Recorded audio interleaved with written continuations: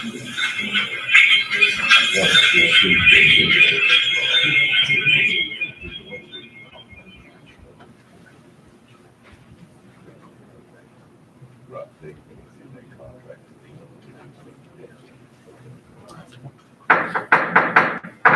evening, ladies and gentlemen, and welcome to the December meeting of the Stockton County Board of Commissioners. I am, as I say every year, I'm Commissioner Johnston, County Attorney, and I'm allowed to preside briefly at the meeting each year in December. Initially, I'd like to call on Commissioner Reverend B.J. Gibson for our invitation. Would you bow your heads with me? Our God and our Creator, we are so thankful for your bountiful blessings that you continue to bestow upon us each and every day. Thank you for covering our county and providing us with safety. We do pray for our brothers and sisters in Moore County who in this moment are going through tragedy. We pray that you will intervene and supply their needs. Bless now the meeting of this board. Let all that we say and that which we do be done pleasing in your sight and for the best interest of the citizens of our community. For it's in your name we pray. Amen. Amen. Thank you, Reverend Gibson. You will join us in the pledge of allegiance. Pledge allegiance to the flag of the United States of America and to the republic for which it stands, one nation, under God, indivisible, with liberty and justice for all.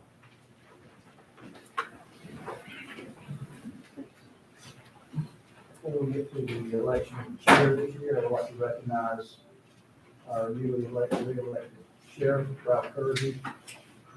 Sheriff Kersey, thank you for being here tonight. Each year, the board reorganizes itself at its December meeting, and the first order of business to do that is to elect a chair for the coming year. And so I would open the floor for nominations for chair of the Stockton County Board of Commissioners for the coming year. Any nominations? I nominate B.J. Gibson. I nominate Tim Howard.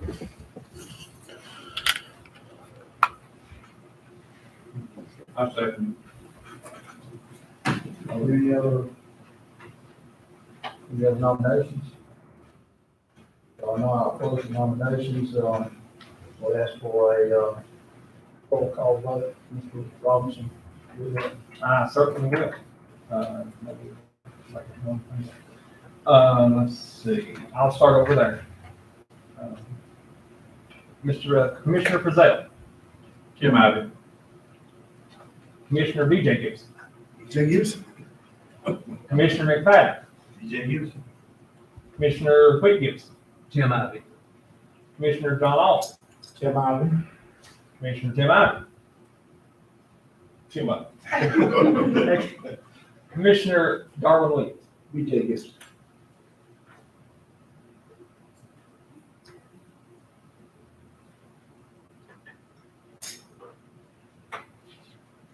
And I have, correct me if this is wrong, but I believe there's 4 votes for Commissioner Ivey.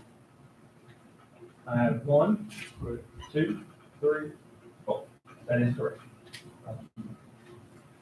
Congratulations, Bob. You'd like to preside for the vice chair, we'll do that. No, go ahead. We can swap up, I guess. Next on the agenda would be, for the reorganization, would be the election of the vice chair of this board for the coming year, or the nominations for that. I nominate B.J. Gibson. I second that. Other nominations? With the one none, do I hear a motion to close the nominations and elect Reverend B.J. Gibson by acclamation? So moved. Is there a second? Second.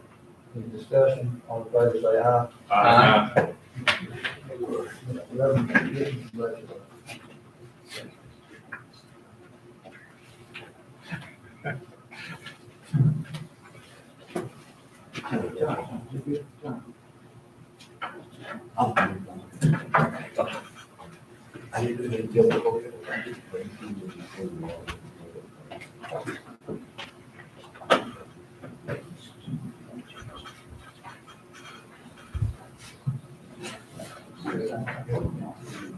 You done with this? Yes. That's right.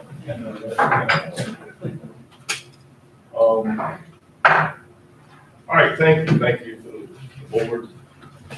And, we'll move on to the approval of the agenda. Have a motion to approve the agenda. Motion to approve. Second. We have a motion and a second. Any discussion? All in favor? Aye. All opposed? Agenda is approved. We now come to our public forum, where we allow people from the public to speak. There is a 3-minute time limit. Our clerk will keep the time on that. And the only listing I have is Miss Dorothy Tyson, Scott's Youth King Court. Is there anybody else, Jason, that you know? I have not had anyone else sign up. No.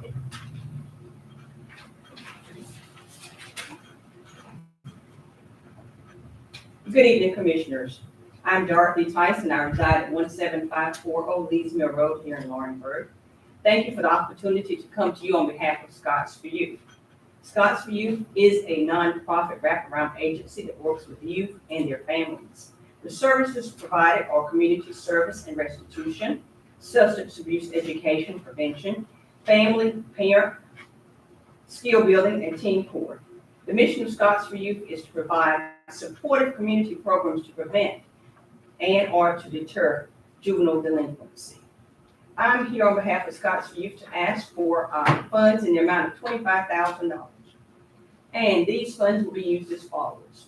Transportation. Transportation is needed by the clients in our program.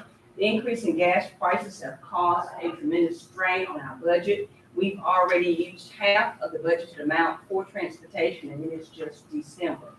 Also, the insurance for the van and liability insurance for the office has increased substantially too.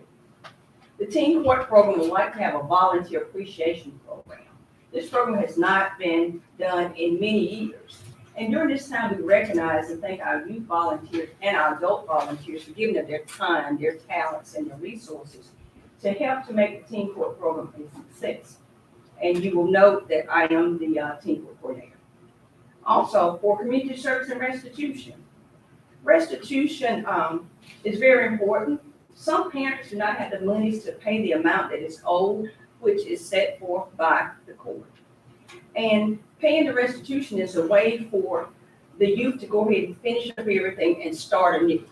So that's why we're looking for monies for community service and restitution. We want them to clear their slate. We want to reinstate the vocational and academic program. This program was made possible through a Governor's Crime Commission grant last year, and unfortunately, we did not receive the grant this year through no fault of our own. The state government, just like the federal government, they've had slashes in their budgets, and that means that funding to other organizations has been slashed also. The program was deemed very successful by the participants and by their parents. The youth that were involved received one-on-one tutoring, and we have been receiving calls from parents asking to enroll students, but unfortunately, we have to turn them away. We as an agency would also like to offer the Alive at 25 Drivers Awareness Course, which is designed by the National Safety Council for young drivers ages 15 through 24. It includes defensive driving, classroom curriculum, decision-making, and responsibility taking. The staff will have to be trained, and the cost for each staff member to be trained is $250. Scots for Youth has had fundraisers in the past, but due to the economic climate, the fundraisers have not been as successful as they normally would have been. And thank you for your time and your consideration, and I look forward to a positive response. Have a great evening. Ms. Tyson, you may want to, anybody have a question? Teen court. Teen court. How often? Teen Once a court. month, twice a month? Teen Court, we meet once a month. We meet on the third Tuesday of the month at the courthouse. What is your asking amount? I missed that. $25,000. And how much was that grant that you all got, the vocational and academic grant last year? You remember? The grant that we got last year was to pay a coordinator and a part-time, How much was that? and I'm not sure the amount. I can get that for you and get back to you. How does it affect the JCPC fund? Or is it JCPC something funding? that would it have to go through that, through JCPC, or would it be around that, Yes, separate from that? yeah, I guess, about like you serving on that board, would it be included in whatever you get, the, cost you get every year? Would this be added or separate? Well, JCPC is separate from what we're asking here. Okay, and I'm just making sure we didn't have I to go through understand, that, I understand. because I know their process is. Right. And JCPC is the Juvenile Crime Prevention Council, which, Mr. Ivy is a member, Mr. Williams was a member in the past, and Scott's for Youth, our director, and other members throughout the community are members of it. And it disperses the funds that come from DPS to the county for, Scott's for Youth and Partners in Ministry. And, you know, we do know that in the past you have, provided funds to other agencies that offer services to you. Ms. Tyson, I may have missed it, you may have said, how many youth do you have involved in the teen court program? Teen Court right now, volunteers or youth that are coming through because they've gotten into trouble. I don't know, how many kids do you have involved? Right now, volunteering, we have about 15. And the number varies depending on sports and other activities that they're involved in. Our referral comes from juvenile services, and that number varies depending upon the referrals they get from the school system or other sources. And since the reduction, since the cuts last year, have you seen a reduction in your numbers, or the kids you served this year? Well, the reduction in funds of kids, Kids, we've had a decrease in the numbers of things. As have everyone else, because it triples from the top down.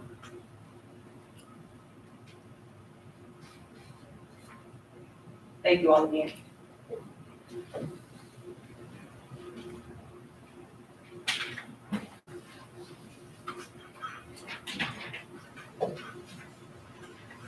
All right, we'll, move on to the consent agenda. Offer motion to approve. Second. We have a motion and a second. All in favor? Aye. All opposed? All right, in-home aid contract, Mr. Wally Allen, the aid program administrator, Lumber Todd. Good evening. Chairman Ivy, members of the board, I come before you in reference to the 2023-2024 in-home aid contract. We did that in the competitive bid process every 2 years. The new contract period started July 1. To give you a little bit of background before we go into the need for the request tonight, the Home and Community Care Block Grant provides several core services to citizens that are 60 plus in Scotland County. One of those, of course, is transportation, just a small funding source to assist with general and medical transportation. We do home delivered and congregate meals, legal services.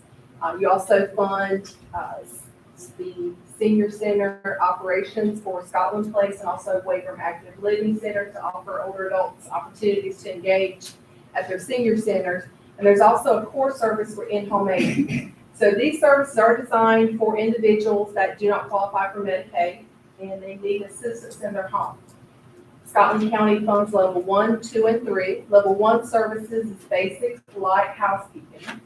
Level 2 is at least one activity of daily living, and that can either be bathing, dressing, ambulating, toileting, and then also up to level 3, which is more extensive. So in-home aid is a core service that will allow older adults to live in their home longer versus deferred long-term care placement, and also for those who do not have Medicaid services. So back in the early spring, we advertised for the new bid cycle, and I will say Interim Healthcare has had the bid for the last 2 years. With our new bid cycle, I provided an outline. When we advertised the bid, we only received one bid, and that was from Interim. So we also had to re-advertise for 7 additional days, which we did. And during that time, we did not get any additional bids, and that has to be by a licensed home care agency. So once we closed those bids, that came before you back in May, before the start of the new fiscal year. Back in August, I was contacted by the agency to request level of care for their unit rates for levels 1, 2, and 3. And I did ask them to redo their budget, and I would bring that first before the Scotland County Aging Advisory Council. There was much discussion, and to then move forward with presenting it before the board here. So we're at this step, and with my outline, I provided you some guidance with levels 1, 2, and 3, what their current reimbursement rate is, and what their projected, their request is. And I have Ms. Bobby Richardson. She is representing Interim Healthcare if there are any questions related to their request.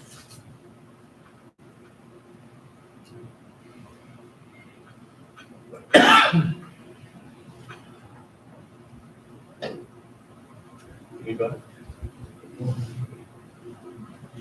Well, I do, I'm just not sure I know, I'm smart enough to figure out what questions I want to ask.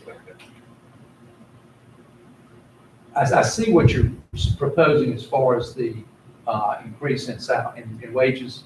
Yes, sir. What's the total effect on the budget amount that you're requesting? So with the budget will not change. The funding sources stay. Since this is a competitive bid, the agency bids at how responsible, the lowest responsive bid. So the biggest change is Bobby can come to speak on that. You're going to see a reduction in the number of hours that will be offered this fiscal year with their funding amount. So their total funding will not change. It's just going to be the number of hours and clients that they will be able to serve. I do have some projections, if you would, that I was able to do. Would that help you? Yeah. That would help me. Okay. And Bobby can also speak. So Because that kind of sounds like if we're reducing the number of hours of service, we're actually reducing the care we're providing to our citizens. Is that? that is, in years past, especially for the last 2 years, the agency has not been able to spend their allocation due to staffing, COVID, some other issues. Luckily in Scotland County, other providers we've been able to reallocate those funds. So right now they're not at their projected service targets because of their saying that the retention needing new staff. So the service to the citizenry has been maintained and it's going to continue to be maintained even with the reduction in the amount of hours. I can let Bobby speak. I mean, the goal would be to hopefully see an increase. Right now with projections, the goal is to spend at least about 8.4% each month for the 12-month duration. So at the end of October, in-home level A1 is at 20%, and it should be at 33%. So they're underspent with that. Well, you may have answered this already. Okay. With the increase requested here in the hour rate, Yes, sir. and you have had some issues with having personnel to do what Right, you need staff to do. retention. You think, yes, staff and probably, you think this is gonna help? Since interim is the agency, I'm gonna let her answer that. Oh, All right, so I'll go back to, when we got the contract back in, July 2022. Well, let me go back to December. Back in December of 2021, we were seeing a lot of aides that were, seeking employment, but based on the rates that we were receiving through the grant, we couldn't pay them what they're requesting for their hourly rate. So what we done is went back and looked at the aides that we had, and in order to keep those aides, we increased their rates. At that time, we had aides that were only making like $8.25, $8.15, $8.50. So we increased everybody to $10 an hour. That was in December 2021. So when we renewed the contract in July 2022, we did increase rates based on the prior year rates, and in July 2022, everybody was moved to $12 because we were getting aides that were coming in applying for jobs. They were asking for $14, $16, $18 an hour. There's no way we could pay them those rates, based on what we were reimbursed under a contract. So still continues. We've been able to retain, a lot of our aides. We went probably from like 97 aides, and I think we're down to about 72, 74 over the past 2 years due to COVID. So, Right now, we've moved everybody to $12. We still have aides that come in requesting $14, $16, and $18. And, you know, we still can't pay them that.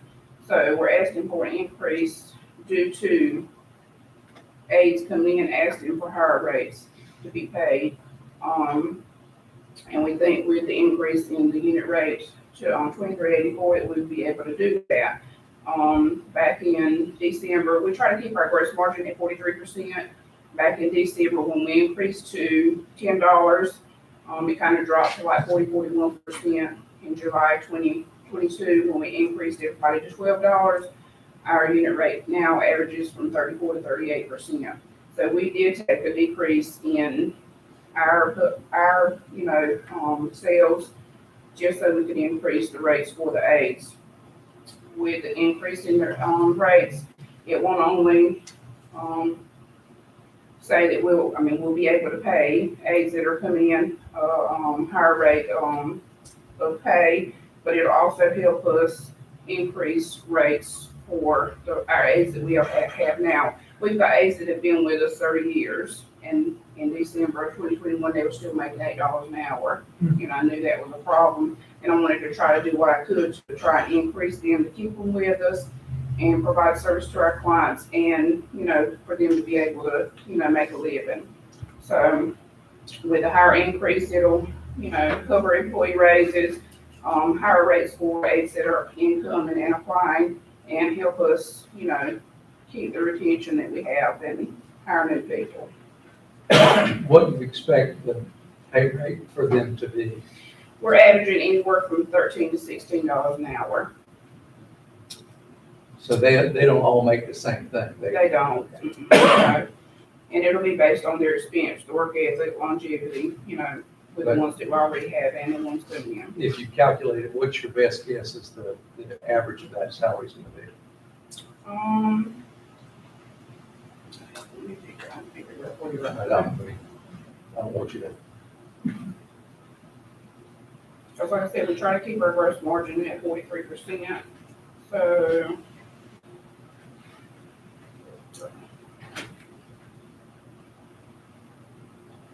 I just said we're doing 2384 and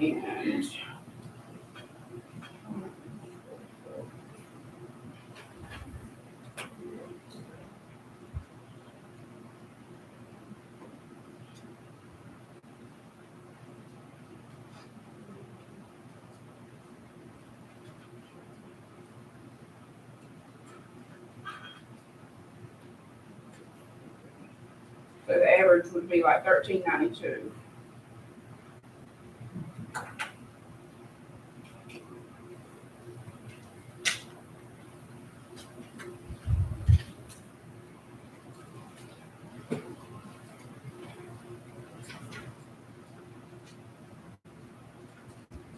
And right now, currently for Scotland, we have 26 active clients with none on hold. And for Robinson, we have 78 clients active and 3 on hold, 2 in rehab and 1 in the hospital.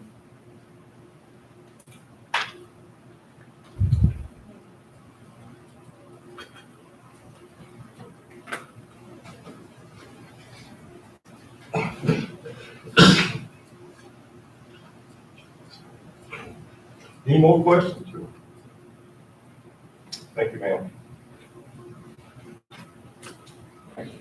I would like to add, just for the past 2 years, just due to COVID and some retention, I think they had around $28,000 last year.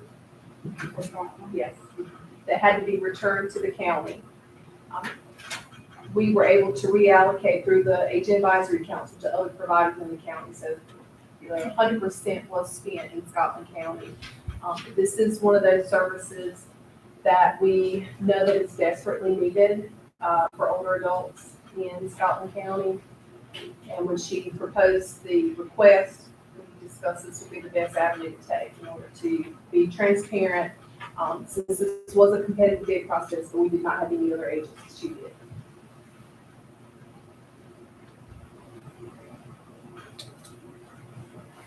Maybe it's not the right question. But what does a person maybe with a level one have to do to qualify for that? What is it, and make it short, don't you? Yeah, as Paul said, they have to be 60 years and over. Our RN goes out and does an assessment, and level one is housekeeping only. Right. So once we go out and do the assessments, we find out But what I mean, is there income limit, is there any kind of, so it's just based It's on needs-based. the need? And who do they contact to make that happen for them locally? Right, so it goes to interim health care. So we do get a lot of referrals, I'm sure that there's a lot that go through DSS. That information is then we pass it on to the agency to follow up with that referral. And I would say on the average month, because we are considered the lead, I know we're located in Pembroke, but we are considered the lead for Scotland County. I would say at least 4 or 5 calls a month. Also, you have Scotland Place that provides information referral to the older adults here. So you saying interim is the only one that's 5, and that no one else? There's too little money, so that's the reason everybody else backing off. That could be. We've just noticed even in Robinson County, it's a competitive bid process. 2 years ago, we were also before you. We did have a few other agencies that were interested in that. But one of the hallmarks of what I've been is it does cost a lot to do this service and to do it well. But for this fiscal year, that's the only agency. Did Robinson County have more than one bid for their service? We did not. So that was right. And we've kind of noticed this trend across the state with the Home and Community Care Block Grant. Most field Medicaid and Medicaid reimbursement is at $23.84. So we're a little kind of in line with what Medicaid would reimburse.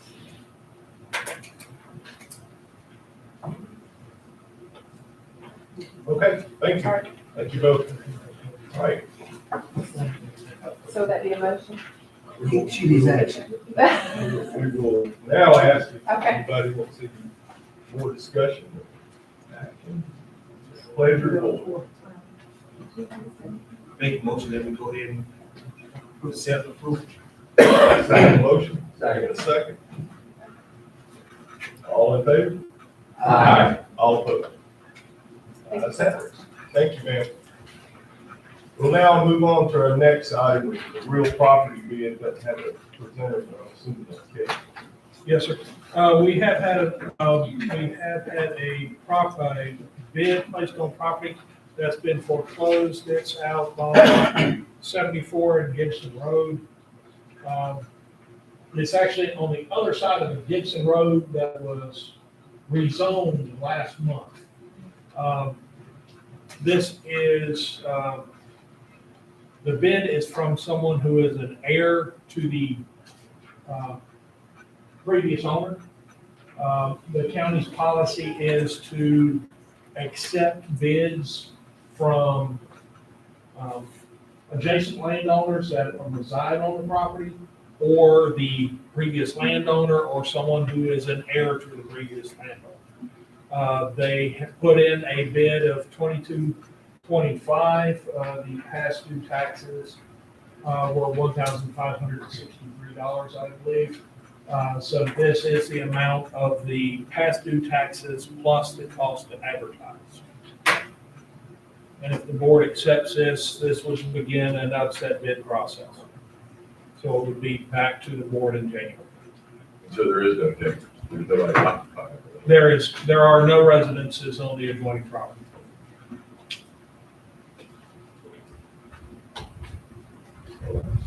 Offer motion to accept.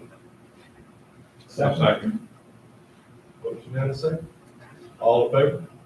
Aye. All opposed? Thank you, sir. I wanted to mention something. I see Reverend Tyson here. Your issue is taken care of with the agenda. Yes, Yeah, it was approved in the consent agenda. So that's- Thank you. I didn't know if that's what you were waiting to hear or not, but I just saw you said. Thank you.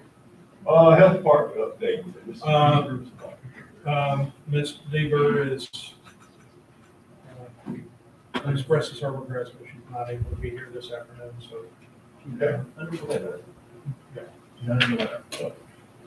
And we'll move on to the I.E. Johnson report. Okay, with this, we're currently working on scheduling a meeting, hopefully this week, if not this week, next week, to meet with the departments that we're looking to have occupy space in Johnson, and as well as with the architects. Meet on the property. We do have some preliminary drawings for phase 2 of that, which are in the office space. So we will be looking at developing that so we can get the next estimates on construction costs for that aspect.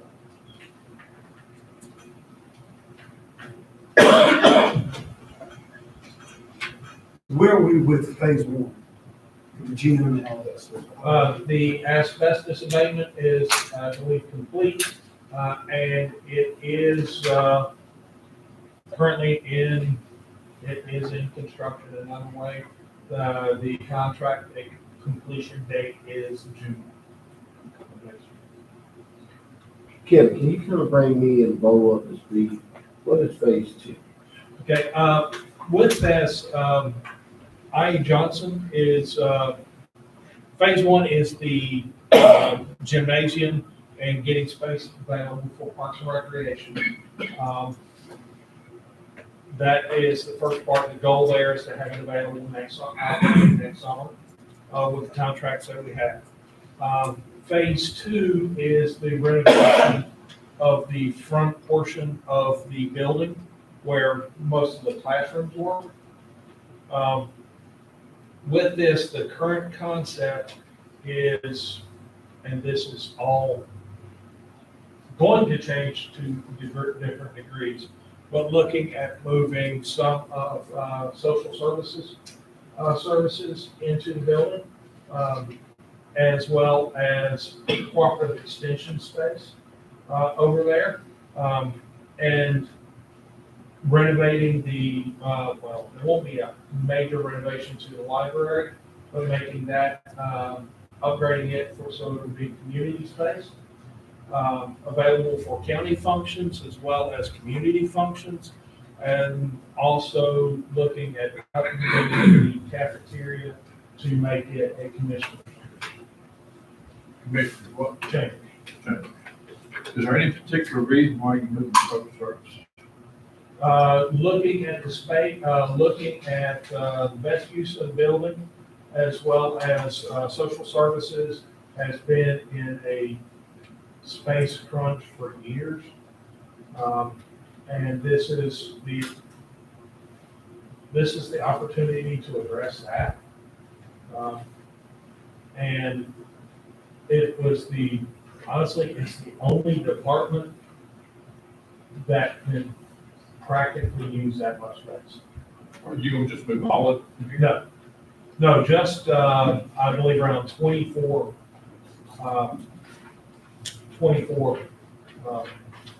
workers will move from here. Financial services will stay, or the current plan is for financial services to stay.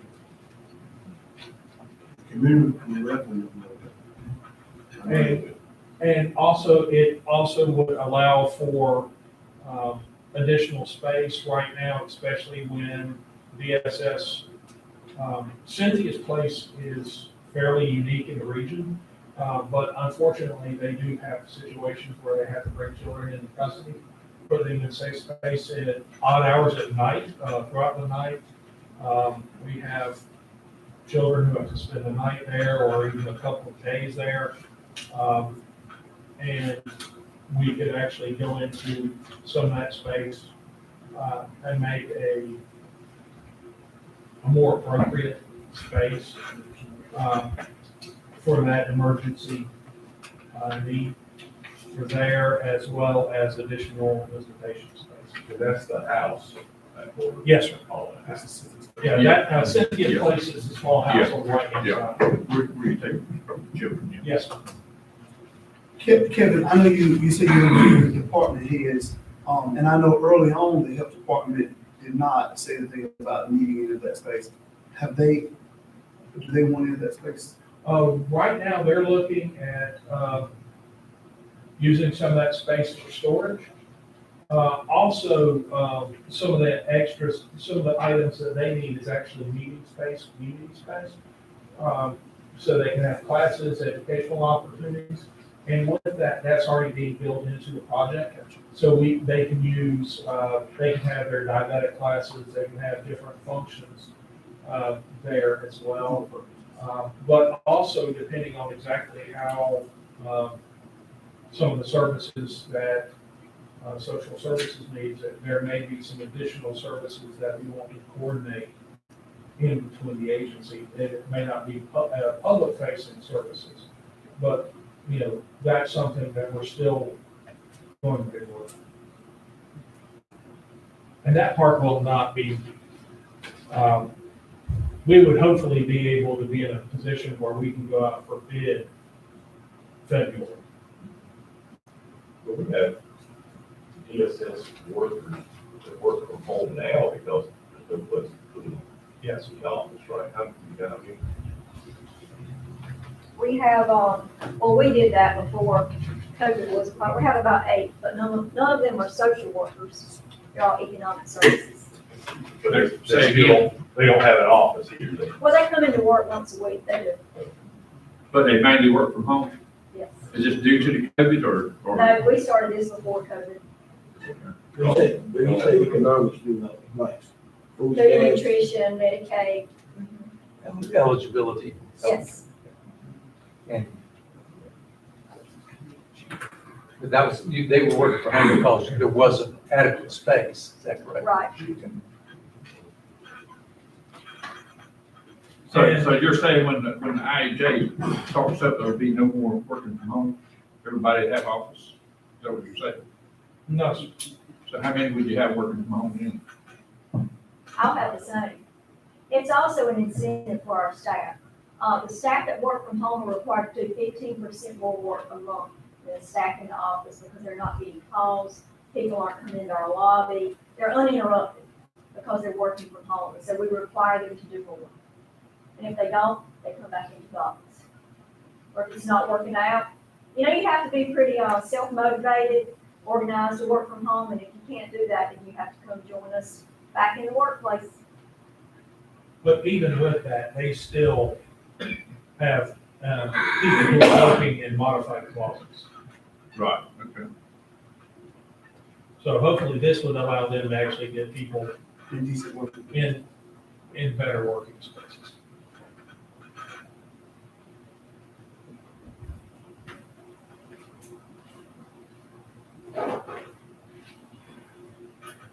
Any more? All right, we'll move on to the next item, the board committee appointments. Commissioner Alter.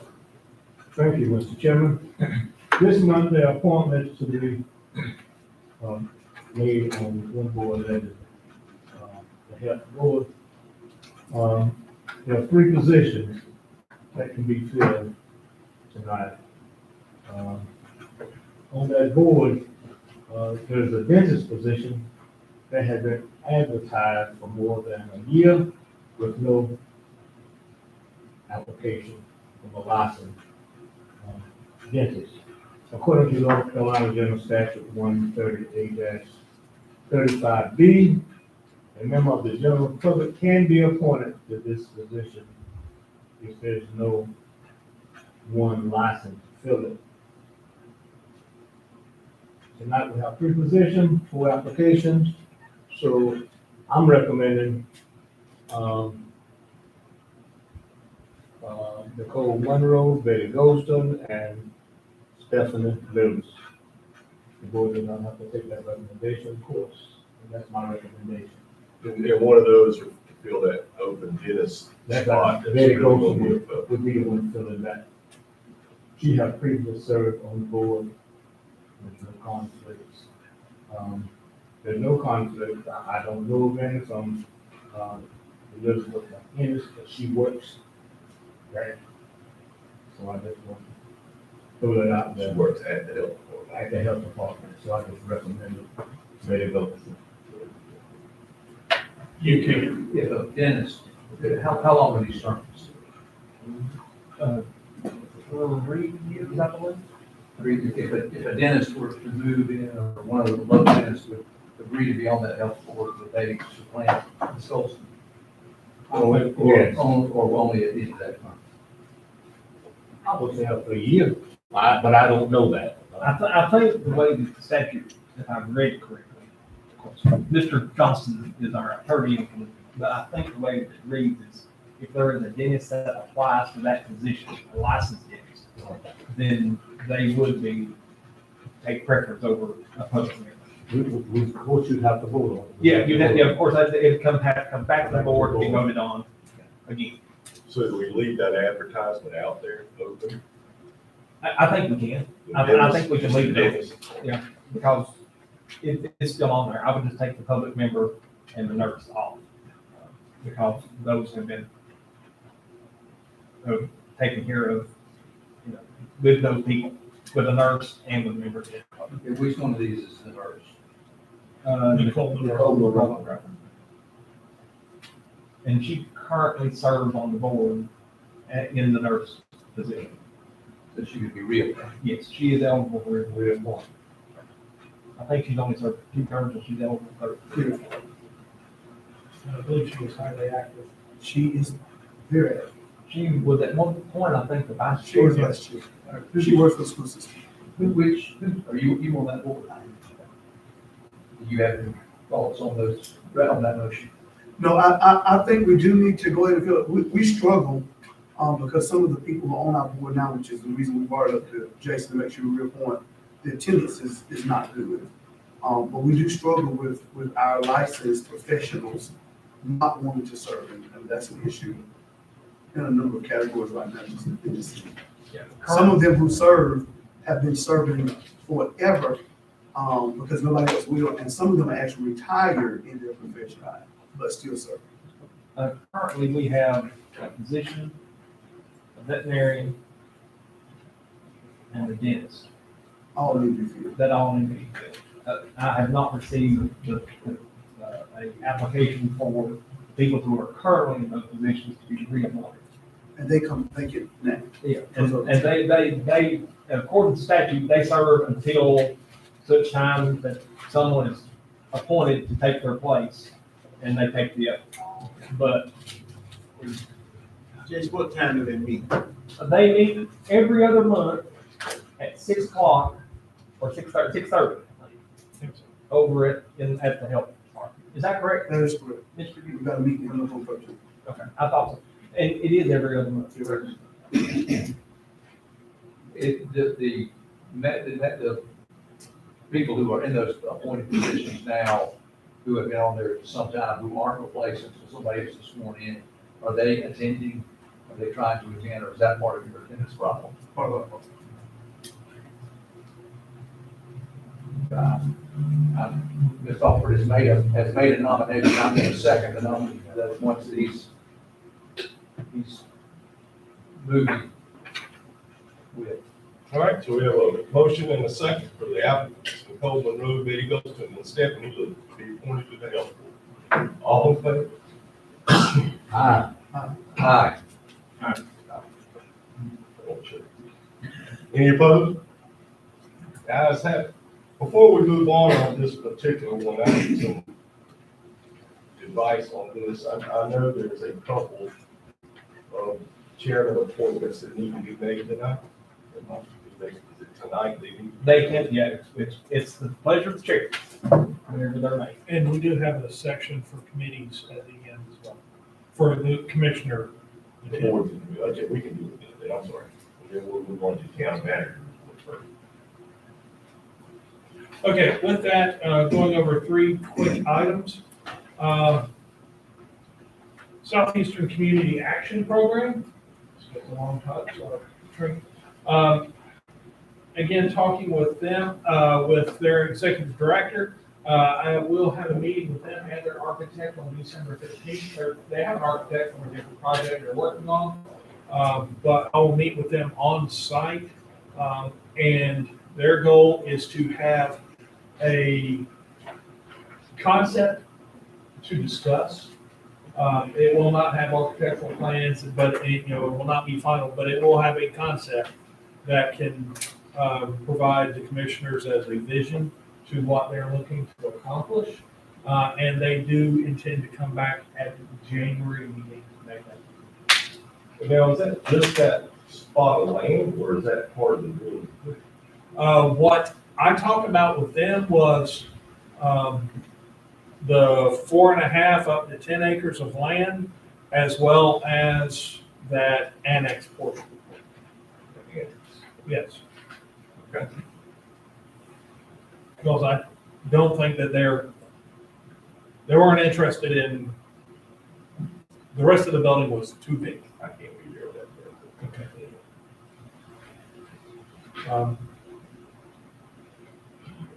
What's that date? December 15th. Okay.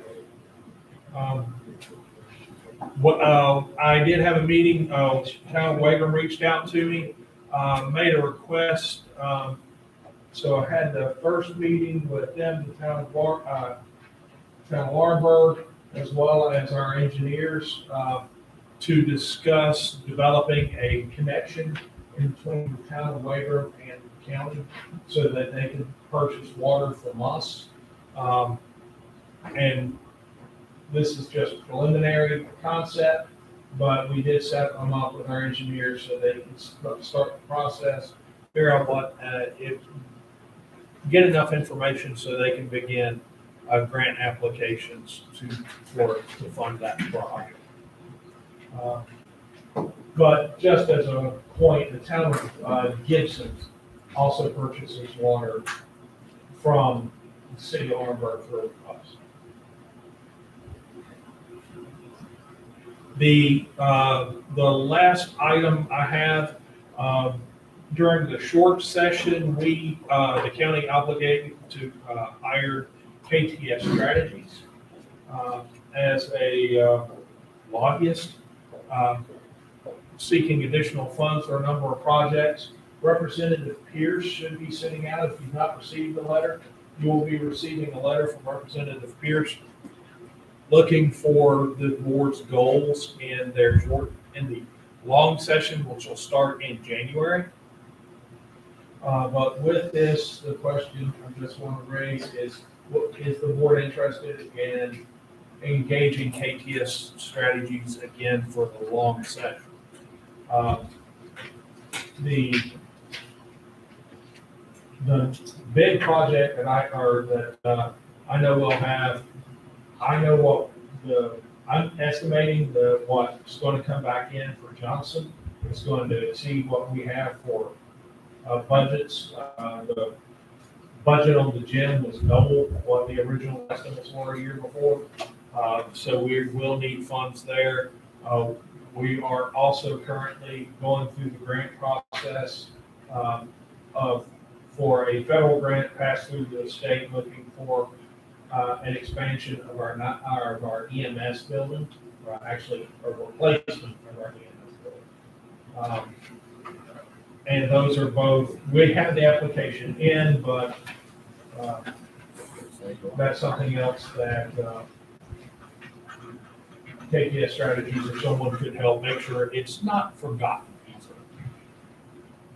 So, the last contract rate we had was $6,500 a month, and we were, the estimate, I'm expecting I would probably need another $2 million for Johnson, and our estimate that we submitted for the 911 building, I believe that estimate was about $6.5 million. What's the total cost of Johnson?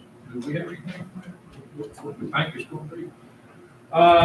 The original estimates were about 2.5, but with everything in, we currently have about 1.6 under contract and complete. I expect another $2 million in on top of that. So we will be pushing $4 million on the project. In relations to KTS strategies, while we're all thinking, I just want to say to our present commissioners who are already here and also to you new commissioners, if we take our minds back, we were kind of behind the 8 ball in asking our representatives to help us with projects. If y'all remember, we got, Representative Pierce said he sent a letter. Some of us didn't get it, but we started having some late conversations. KTS strategies we got later. I want to just kind of lay it out. Whole county got $60 million. New courthouse, a new high school, this nice aquatic center. We ended up with $2 million. And I think that a lot of that was because if you talk to Representative Pierce and Senator McInnes, it was because we got KTS strategies late in the ball game. But whole county commissioners were also very assertive and persistent about holding special meetings to build up what they wanted. They had retreats and planned with KTS strategies, and they met more than just one time, which we met once with representatives.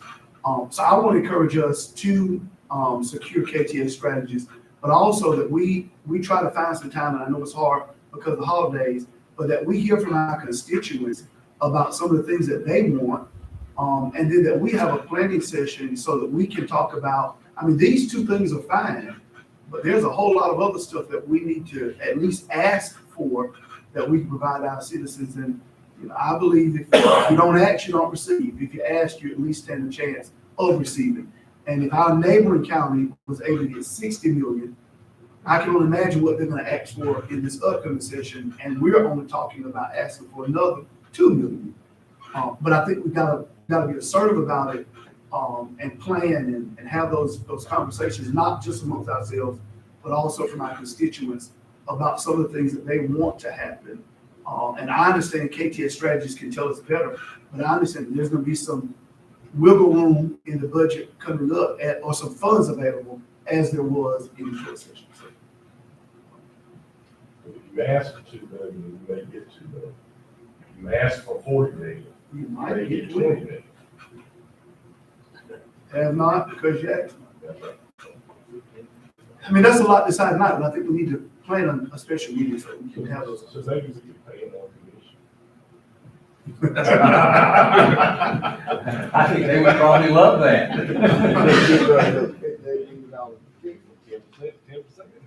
10%. Do you know yet what that contract rate would be, or? I don't believe it's a change. I think it's the same rate.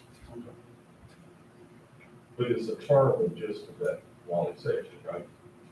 Yes. It's- Well, we could engage them for a year. Well, I'm just saying, as you're proposing, This would be for the long session, so that would take it at least through the remainder of this fiscal year. Well, going off of what you just said, if Hope County used KTS, they proved it. That's a no-brainer, they proved it. $58 million difference if they use them and we did. That means we have to have some meaningful projects. we did, but it was at the last minute going forward. And they also they've used KTS strategies for a number of years. That was not, they showed up 2 months. Is this our first time using? We used them last summer. Well, when do you propose that they begin? If the board approved it, we would go ahead and execute the contract, effective January 1. When does this session start? Session starts in January, the new legislature is sworn in January, and session is probably begin first February. I move we engage KTS strategies for the long session. Yes. Can I'll second. we We have a motion and a second. Any discussion? I want to suggest that we do a year. And here's why. I think we're playing with the relationship, and this is above who we see in the room. I'm talking about overall. I want us to send the message to that KT that we're serious about our relationship and them working hard for us. That's what Hope County has done. And I know that conversations are being held now trying to get stuff done because they have a relationship, if that makes sense. Are you asking if I would amend my motion? That's my, I will amend my motion that we will engage them for the year of 2023. And you kind of, your second has to agree to the amendment. Any more discussion? All right, so the motion is to engage KTS for the next year, at a contract rate of $6,500 a month, right? All in favor? Aye. Any opposed? The ayes have it. Mr. Chair, I want to put back in your lap though, that we do need to have some conversations soon about what we want We do.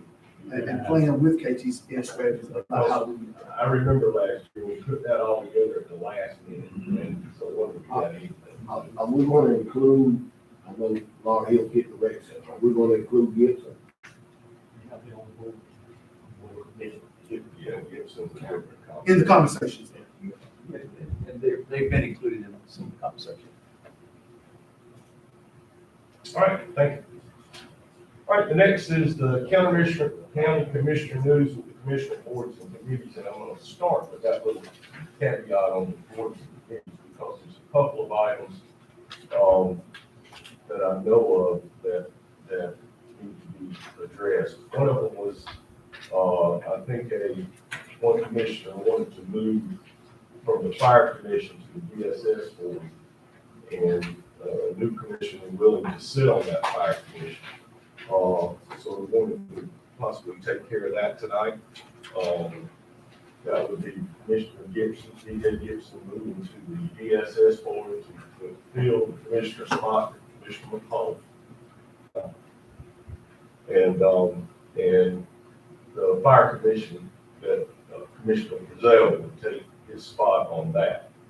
And then we're going to get too much of that. So anyway,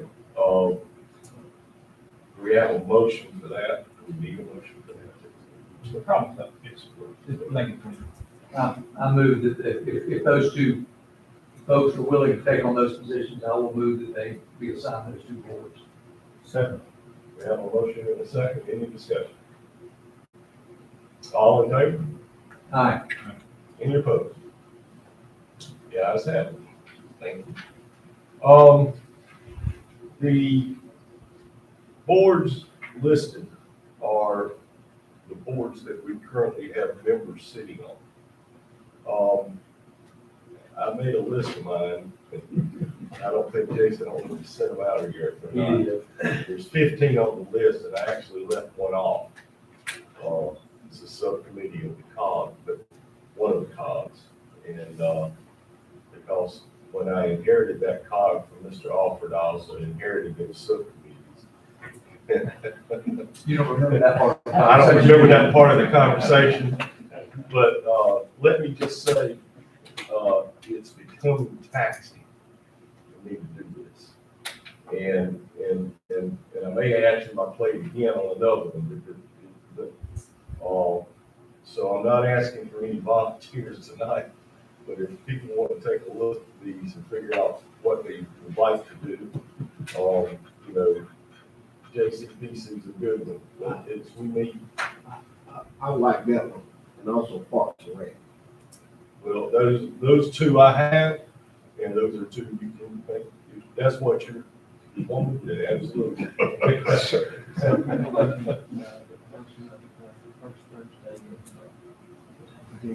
JCPC meets this week, right? Yes, sir, Thursday. Thursday. 1 o'clock. Thursday at 1 o'clock. That's right. Jason's on there too. So I get the chairs. Hey, what is this Parks and Rec? Park and Rec meets at 12 o'clock on it's like every other one. Yeah. So is that motion, somebody? I offer motion for Commissioner Williams to JCPC and Parks and Rec. Second. We have a motion and a second. All in favor? Aye. Aye. Any opposed? The ayes have it. The two commissioner chairman appointments that need to be made, one is at the airport commission. For the county commissioner representative on the airport, Larberg, Sutton, not the Larberg Maxton Airport. Southeast. Southeastern Airport Airport Commission now. And I have not heard any other, requests, but it's time to reappoint. Our current appointment is, Guy McCook to the board, and he's up for reappointment because they serve, I think they can serve two-year terms, is that right? I think that's what it is, so this would be his second two-year term. So I would nominate, or I guess we don't vote on this. No, it's your fault. Your fault. Guy McCook to the airport commission. The other would be to replace, Commissioner McCall on the EDC. And that's assuming the two remaining continue to want to be on that. If there's anybody willing to do that, speak now, forever hold your peace, or I'm just gonna appoint myself to it. So, I don't believe in that, I'm not jumping in front of the lines. Anyway, if not, then I'll appoint myself to that. It's those two appointments, and that's all I have on it. Does anybody else have any questions on any of this? Take a look at it. Lumber River Cogs, a good board. CCAP, Southeastern Community Action Partnership, that's an every other month board meeting, but there is some training that you have to do with that. Ethics training and whatnot. Mr. Chairman, I will tell you that the policy committee, Commissioner McCall was a member of that, one, so you probably we need to put somebody on that. And Ms. Golston was on capital committee, although we have met since I've been here, but she was on there. She was only met one time that I Yeah, but she was on. That's one of the ones I was on. Those are two that need to be. So we do have a policy committee and capital committee. I think Colonel McCall was on the sort of probably some, she was appointed as a commissioner. She was, my understanding, she was. That's not.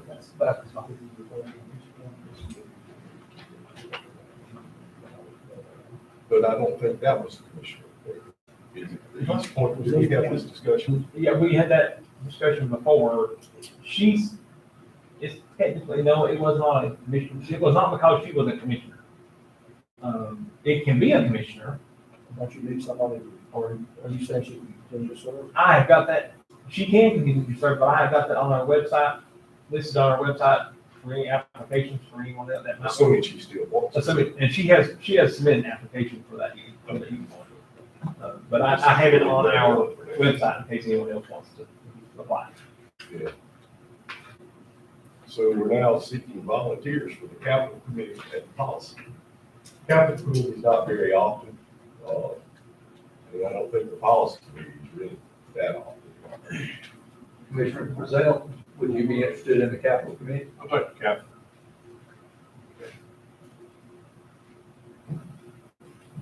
Commissioner Williams, would you be interested in the policy committee? How often do they meet at one time? Normally, every day? Very seldom, and whenever those. Okay. It's usually 10 o'clock. 10 in the morning? 10 or 11. Yeah, go ahead. So I offer a motion, if I'm in order, that we appoint Commissioner, Brazil to the capital committee and Commissioner Williams to the policy committee. Second. We have a motion and a second. All in favor? Aye. Any opposed? Guys, have it. All right, we'll move on to the county commissioner news, and we'll start at this end. This is your time, whatever you want. Yes, sir. Commissioners, we have a big problem in this county that's with trash. Trash all over the highway, trash in the ditches. We have trash everywhere. We've got a lot of volunteers going out picking up trash, but it just ain't enough. Now, the solid waste officer used to be in the sheriff's department. And I'd like to make a motion tonight to put it back in the sheriff's department. Does that include I guess, include moving the funding from where it is now? That includes moving the funds. That's correct. guess the sheriff is here, we're gonna ask him, what's his take on that? Sheriff, you mind coming up, giving us your take on that? Commissioner Roselle, We have a motion out on the floor, so it's gonna, there's gonna be a second, and we'll have our discussion in that. That's done. Okay, so there's a second. Sheriff, come on up. I hate to put you on the spot like that. Oh, I'm okay. I just had to follow the parliamentary part. Well, all I can tell you is what I know. It's not hearsay, it's facts.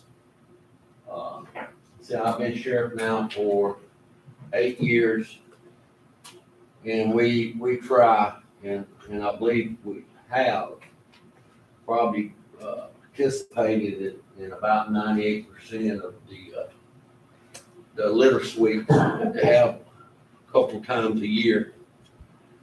And then we try to do our part as it becomes available with time to do more. And we do have a problem. I personally believe that since it's been brought up, if it was made possible, that not only could we not just focus on the litter issues that we're having, but also enforcement of those that are putting it out there. And, you know, it's pretty much like probably some of the maybe other departments in some way where I've seen it where we picked it up on the side of the road and it be filled up again in a day or two. And I know for a fact that probably a large percentage up in the 90s, folks leave their address in there, something with their name on there, and nothing's happened. It's not happening. That's gonna be my next question. This individual that will enforce it will also go through the courts with it, charging them and send it through the courts. I just think, I think the position is good, but I don't think what they need is supervision to make sure that they're doing what they're supposed to be doing. It's bad when I'm out there picking it up as the sheriff, and if you're out there picking it up, most churches and do their part, but you don't see the person in charge out doing it. And I haven't seen on any of my litter sweeps that Waste Management or solid waste. I just haven't seen it. And I don't know what the problem is. I can give you an example. Just a few months ago, I was contacted from the clerk's office over in Richmond County. There's a gentleman that owns some land up on 381 where neighbors, residents off of Tabernacle, or a resident off of Tabernacle was dumping these large bags of trash on the land that he owns, which is just a wooded area, and you can see it from the road. And he made several phone calls, nothing was happening. He called me. I made a phone call, and the only thing that happened and it had addresses, names of what resident it came from, but there was no enforcement on that part of it. Instead, he ended up sending one of his workers down there, and there was so much trash where they had dumped it, the worker started burning it, and then he ended up getting a citation for not having permit to burn. And so you know, it's Commissioner Williams, you've been over the Lawrenceburg Police Department. Most of us have supervised people. It's about supervision and having them in the right spot where they can be supervised. You know, I'm okay with trying it if it works, which I think it will. You know, I just think sometimes telling a person not to let it happen again or make sure it don't happen again doesn't work. Sometimes you have to take it to a step further And we don't do a lot of civil citations in this county. We have a lot of issues with civil issues, you know, but we don't, you know, and it's, sometimes we have to, you know, sometimes we put a little bit of, a fine on someone and they have to pay a little money. And it's working for us, I think some, not in all areas. We tow our ATVs now, you know, person has to pay $300 to get his ATV from the record service. It makes some of them think twice before they ride it on the road again, you know? So, it's about supervision, and I think that, I don't know what they do, and I doubt, anyone on the board probably knows what's being done. The person that handles that job now, and, sometimes supervision ahead.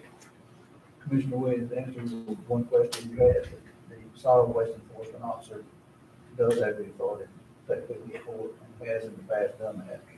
I'm not sure what's going on now, but I do know that we have had that. Mr. Johnson, does he have that authority now, or only if he's up under the, so he has authority anyway? Yeah, I get what you're saying, you need somebody to check and balance, make sure he's out there. And he does issue citations as well. So who is he, reporting to right now? Brian Higgins, our landfill, our solid waste manager. And solid waste manager reports to whom right now? To you? I just don't want to get into this because this may become more of a personnel issue, and I don't know that that's appropriate. If we're transferring because we've got a personnel issue, is that the best solution, or do we need to deal with the personnel issue ourselves? And my thought is, I think I have a good relationship with the chair, but I think I believe that whoever's going to be working for him is going to be instructed appropriately as to what his responsibilities are and see that they're carried out. And my guess might be that the sheriff's department is better capable of doing that than where he's currently being supervised. So if that's the best solution, I'm in favor of that. If we're taking a problem we've got and giving it to the sheriff, that's not fair to the sheriff.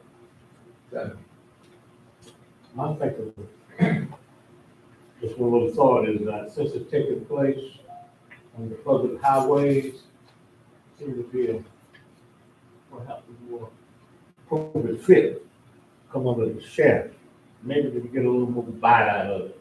Because I picked up on 401, picked up, it was 3 60-gallon drum. And like somebody said, 2 weeks later, there was more out there than I had picked up. I just had a good field day and I just picked up trash. I thought I had it for a few months, but it only lasted 2 weeks. So there's a problem. We all know that. I would say this, sir, look at what they're doing now and give it an opportunity for us to supervise it and take a second look at it in a couple of months and let's see how much it's improved. There's a lot of people in this room that has helped us pick up trash, DSS, and I'm just telling you what I see when I'm out there. And normally there's not a lot of us, but the ones that are out there, we're working hard picking up trash. And sometimes it just doesn't look right if you're picking up all the trash, but you don't see the actual crew out there too. And so. I would like to throw this out, I won't prolong the meeting, but I did a little research on this. When you have the drive-through eateries, when you have the 7-Eleven, that they sell the cold beverages, people buy them, and some of them, if you get caught with a can in the car, there's a fine, so it's cheaper to throw it out than one. So we have kind of a built-in society here that has produced trash beside the road. And I don't think we can fix that we all like to drive through, and some folks just toss it. A lot of folk are tossing it. And, we can just keep picking it up and enforce what you can. A scientific study was conducted on when a person buys at a drive-through restaurant, and in this case, I'll use cookout as an example, how long it takes them to eat it, consume it, and throw that packaging out the window. And the official answer to that is for that cookout restaurant to my front yard. I pick up one cookout and I pick up anything else. I don't know why. Well, I think a lot of the problem is, Good. a lot of people throwing their trash bags out. I mean, they're dumping truckloads of trash bags out, dumping tires out. We got a lot of couches. We got a lot of tire problems up in Sandy. People coming up there and just dumping truckloads of tires out. And, nothing seems to be getting done about it. Well, I had one of the biggest dumpsters at one of my facilities. And I had to have it removed, so they set it up, then they would dump the trash on my property. I had to clean it up, dead mattress, etc. I don't know what the answer is. All right, so we have a motion in a second. I want to make sure that we have this right for Jason. Is to move the solid waste enforcement officer to the sheriff department. The personnel and the equipment that falls under that job right now, and then the budgeting for that movement as well. Does that sound right? I'm putting words on your motion, but that sounds correct. Okay. And then, Commissioner Alford. I said, Okay. And the equipment, I would assume includes whatever vehicle may be. Whatever vehicle, yes. All right, so we have a motion second. All in favor? Aye. Any opposed? Guys have it. Thank you, Mr. Little. Anything else? Mr. Gibson. I have a couple very quick things. I've placed in front of each of you this evening a suggestion that we as Board of Commissioners, host a Christmas luncheon for our employees throughout the county. I think that it is a great way for us to celebrate in this season, but also an opportunity for us to build morale, and show our appreciation to all county staff, along with the suggestion that I've shared. I've also shared with you a anticipated budget, and would like to open for some conversation on that. I think I've explained all my stuff on what I've given you. So whatever your thoughts are. So you're dropping it to 12 to 2. I'm saying from 12 to 2, drop in. Those who want to sit and eat can sit and eat, but if they don't want to, and that will allow in departments where there are other people, they can go back so others can cook. Countywide, all county employees.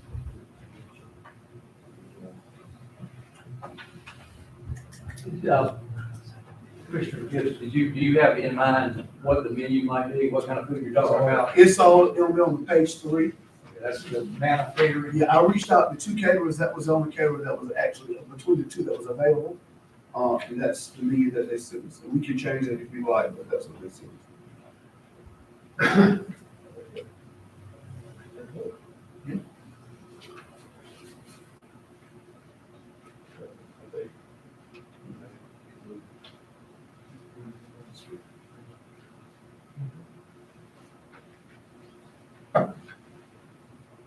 No other discussion, that's your motion. well, I have a question. Okay. Well, I wanna go. Is it too late for this? We're talking about a couple of weeks, so you think we can pull this off? Yes, sir. If you can be there, we can pull it off. But And my hope would be that all of our commissioners Well, I will be wouldn't go there. against it because, well, I can be there or not, but I was just wondering about the timing. And give ourselves What day? time. That was Wednesday, because I think office last day is Thursday, right? Yes, last day is Thursday. Yeah, we can pull it off if all of our commissioners, or at least the majority of us could be there. I think we need to be there. I think it's important if we're gonna do it, that as many of us who can be there be there. And Mr. Gibson, you texted a little bit last night, and the thought I had today was, and I like the idea, I like doing it this time of year, But this is such a busy time of the year, will it negatively affect our attendance by folks already having either plans already made or want to spend that lunch hour doing Christmas shopping instead of coming? I don't know. That's my only concern. Usually about 50% only show up anyway. Every time we have a Christmas party, that's, you get about half attendance. He said it before. This would be during the workday, so maybe they would be more quiet. I don't think we'll know until we try it. If it doesn't work successfully, next year we do it in a different way. I know that's the number one question that's hit me was, is this gonna count as my lunch hour or, you know what I mean? After that question being asked.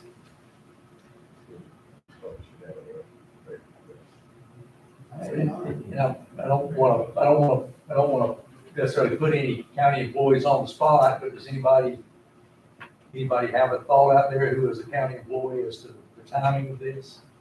You mean the time of day, like? That time of day or the busy season or, I'm getting a couple of thumbs up from you.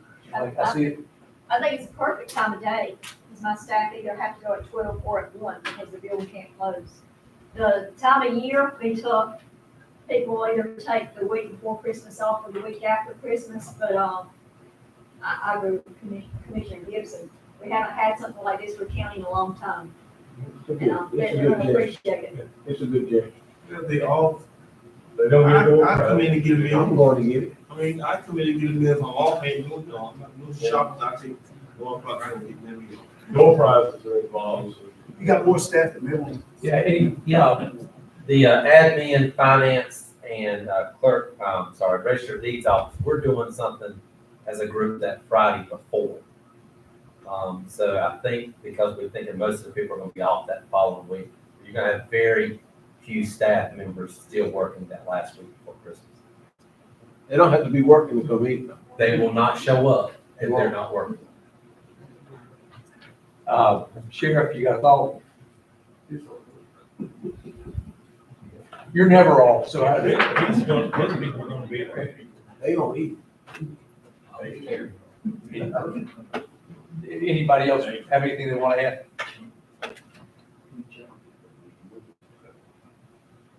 I think, I mean, I like the idea. Mr. Gibson, is there any way we can move it before the 21st? Sure we can. I mean, I think I kind of agree. I think that week everybody's gonna be taking off. We can Move do it it. up a week? Yeah, we can move it up a week Next week? and make it, you know, if we can get it together. Yeah, what stress is to be pushing. Listen, it doesn't take a lot to pull it off. We can get it pulled off. You just tell us when you want to do it. We can get it pulled off. That's it. All I need to do is make calls to a caterer and a builder. If those are available, we can make it happen. But I'm willing to move it if you want to move it to a time that may be more staff can come. I'm okay with that. If we approve it, give me the flexibility to make that call tomorrow, and then I can reach out to you all and just see if they're available on that day that you want to do it. The board would only need to approve the activity, not the date. But I will check with you all, because we do want to try to do it before we confirm it. At all, You know, I can't do that. the whole week. They'll be the 15th and 16th, they'll be gone. 15th and 16th, I'm sorry. Yeah, I can do it. We'll talk about dates. And when we had my thought also in my thinking was that if we, and I like having a longer period of time to have the meal, because I think it maybe allows staff to come and go and that more people would come, and it really wouldn't cripple the operation of the county because they got 3 hours to spread their lunch hours out instead of 2. So I would suggest you might do it from 11 to 2, especially if you're gonna have a drop-in meal. That's not a problem. Then my second thought came from that was, if we do that, could we do it at a location that wouldn't require us to spend the amount of money we would have to require for Highlands? And that's, if you're gonna have 300 you're not gonna have 300 people shadow. So let's be optimistic and say you have 200 of our employees shadow.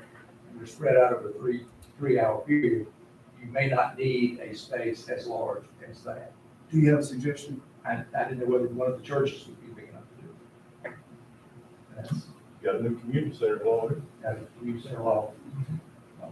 And I actually like that idea. I just don't want somebody working at the agricultural extension, not want to drive to Laurel Hill and go eat lunch. I don't want to do anything that cuts down on our attendance.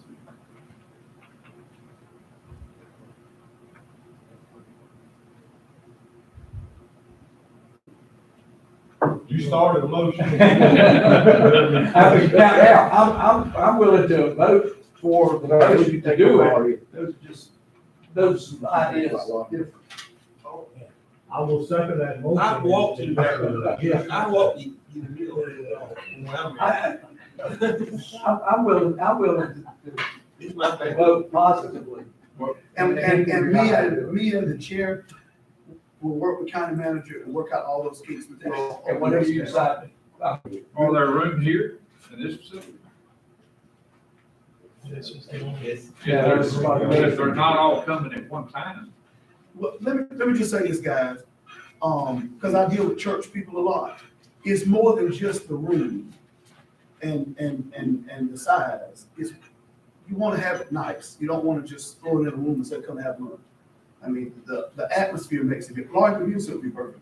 You don't want to do it in here. I mean, nothing wrong with this building. This is not the building for Christmas lunch.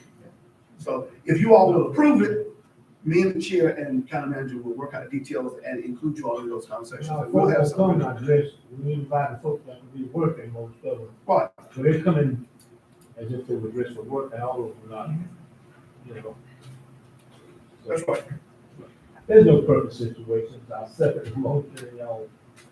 And if you decide that this isn't the right time and you postpone it To do it first of the year. to January 10th, that's okay too. All right. All right, so we The have, idea is a great idea. Thank you. we have a motion and a second. Any more discussion? All in favor? Any opposed? Now it's have it. My last item, Mr. Chair, is that before we end our meeting, I would like for us to, I wish we'd done it earlier, but have a moment of silence. We have two members of our community who passed away. Reverend Theodore Breeden, who served as a former commissioner from 1988 to 1992 and then 1996 to 2000, and also Deputy Lieutenant James Reggie McFadden. Both will be funeralized this weekend. If we could at least do a moment of silence for both of those gentlemen before we end up here. And that's all I have. Would you like to do that now? We did it very much. Oh, Have one item. Like, get back on Reverend Breeden. He served on the board and, his wife referred to me that normally when you get off the board, for whatever reason, the county will acknowledge it and give you a plaque for your service. She said they never received anything from the county. And I would think we would get together and, present a plaque of acknowledgement. It'd be a better time to do it this weekend, when the service is Saturday. Right. If they can, y'all don't have a problem with that. I know, everybody, when they get off the board, they'll present them with an acknowledgement of service. And, he didn't really push it, you know, she said, well, he just didn't really push it, but she just felt like the county turned it back on him. And she, you know, he had a sour taste in his mouth, but he didn't acknowledge it, but she brought it to my attention, and I felt like, I said, well, we can make that right, we can make it right. So I was, you know, that y'all feel like I feel in getting a plaque of acknowledgement. Service. do we have that, like Carolyn made by the weekend? I'd have to check with John at Trophy Club to find out. But if we could, If not, we would invite her to a meeting. Yeah. I think it'd be nice. Yeah.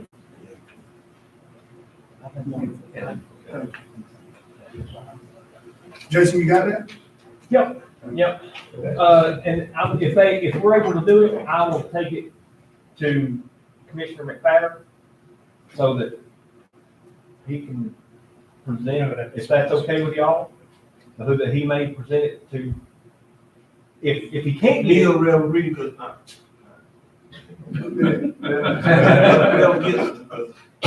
service is gonna be at his church. Okay, so I can get it to either one of y'all. And, if he can't get it, I'll try to let y'all know. And like Kim said, if you don't get the grant, you do a resolution. Yeah, I can certainly do that. I can do a proclamation and get the chair to sign it. And Chairman, if you are available, you're welcome to come do that Saturday yourself. Well, we don't know what I got going there, but I'll check. I know you got to first. I think also the battle still Saturday also. Sunday. Sunday.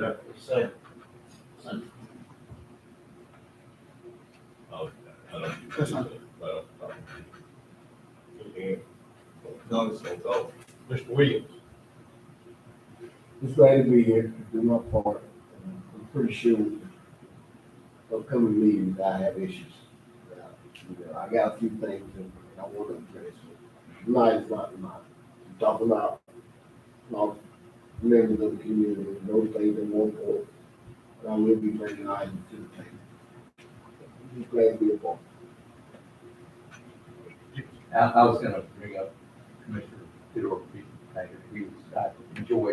I was the clerk of court at that time, and I enjoyed my experiences with him. I played several basketball games with Alvin over the years, and I enjoyed the breeding family. Just all three of those big funeral this week from our relatives, so.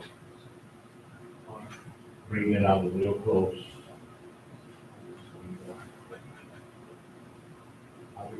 Second thing I'm gonna say is, congratulate the chair and the vice chair. Wish you much success in the leading of this county. Yeah, I was gonna bring those up too, and so, and thank you for that, and thank the rest of the board for the support, I'm sure Commissioner Gibson does as well. But as our last act tonight, we will take a brief moment of silence, remembering Reverend Breeden and Lieutenant McFadden.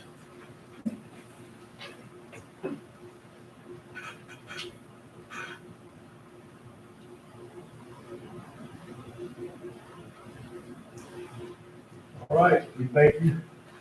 There's no, oh, I'm sorry. I was gonna say, don't forget, there's a motion to adjourn. I thought you were gonna tell me I forgot something. Nope. I ain't forgot it yet. So, no other motions, motion to adjourn. So moved. Second. All in favor? Aye. Ayes have it, we are. That works. Sure. Let me see one second. Yes, sir. Glad you're here. Hey, Sandy, won't too bad, was it?